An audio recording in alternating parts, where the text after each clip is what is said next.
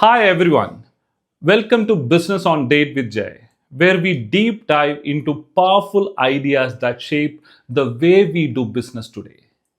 I am Jay, and in this series, we will explore how Dharma is affecting the world of business. Our guest is none other than Professor Sridhar Guda from IIM Kozhikode, who is about to drop some major insights on Dharma in business. And can they thrive in this new gen business world by being purpose driven and ethical? If you are ready to discover how ancient wisdom can solve modern day business challenges, you won't want to miss this series. Stick around, ask your burning questions in comments, and if you have some suggestions for future guests or topics, please do let me know. Let us make this as an interactive learning journey together. The moment you say that dharma is costly, you are saying also that adharma is not costly. It says if a teacher ceases to be a student, there is no discussion further. There are issues with enterprises which are there for long. The consistent conflict in them as to what is right.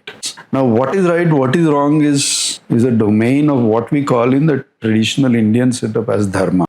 And the eldest of them, India, he gave the word called Dharma. Sridhar Guda, welcome to Business on Date with Jay. Thank you, Jay, first for thinking me as one of your co-participant in the process of learning.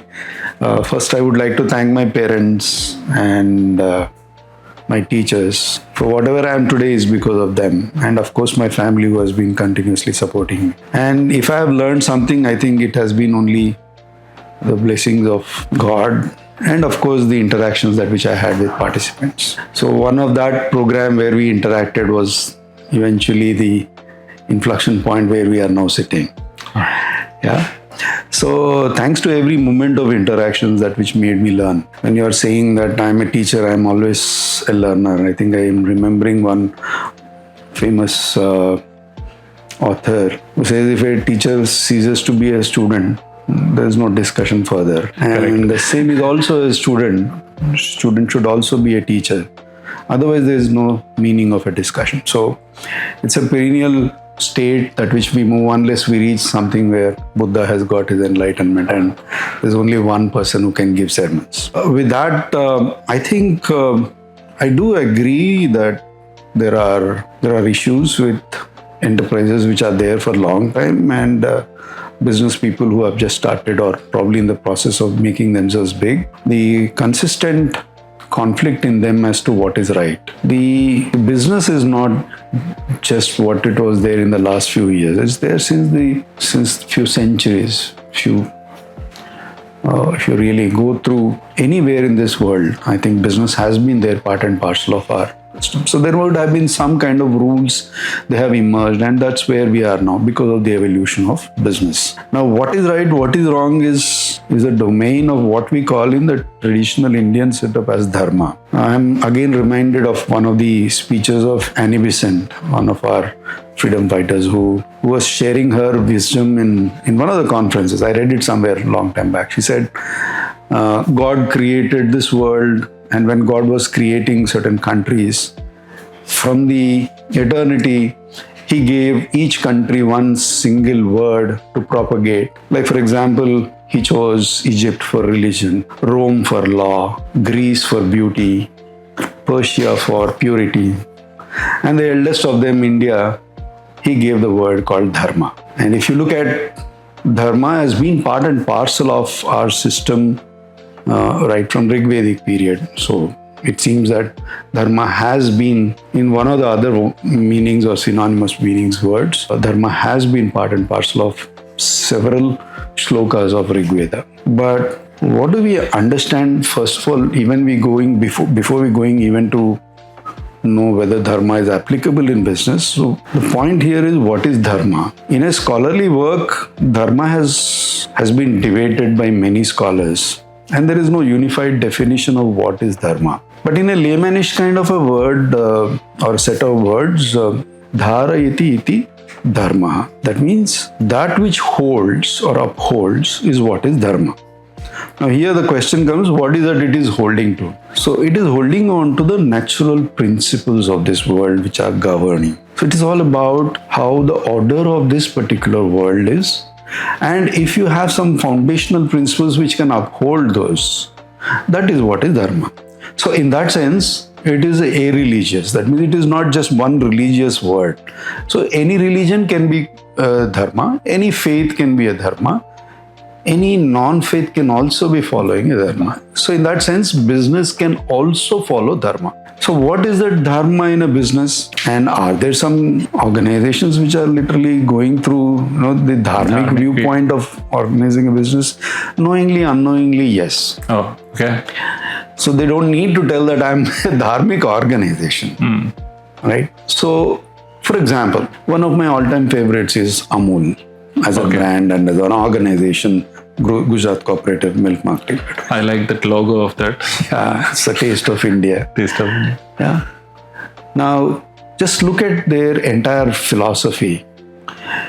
Is to restore the balance, as what Dharma says. It is about balancing. It is about having that order in the society. One of its fundamental tenets is to give back as much as required to the producers of the milk. While you see the modern day business, much of it is eaten by the middlemen or the organizations. Correct. Now, can we not call that as a Dharmic organization? Absolutely. Right. I also remember when I was graduating my management course, I happened to read in a magazine that Narayan Murthy, the founder of Infosys, he was saying that my assets in my balance sheet grow in the morning, but in the evening they get depleted. Okay. So it was a fascinating statement. At that time, probably there were not so many night shifts. Okay. So maybe his logic was more driven by those times, unlike what it is happening now.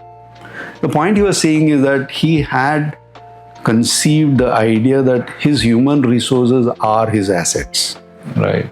So when they come in the morning, the asset value has grown. So if you just look at the way and the sentiment he expressed, indicates that he is in for the welfare of the employees. So when some organization is into welfare of organizations, can't we call that as Dharmic? Absolutely, we can call them. Correct.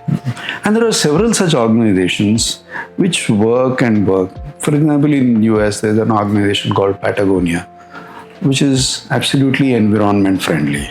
Okay. And 1% of it is consistently donated to environment protection. So it does not need to be part of an Indian culture to call it Dharmic. Correct. So it is obviously there in some location where probably they are still being called as Dharmic organizations. And they just go. There are a number of organizations where its broad perspective falls under what we call as Dharmic.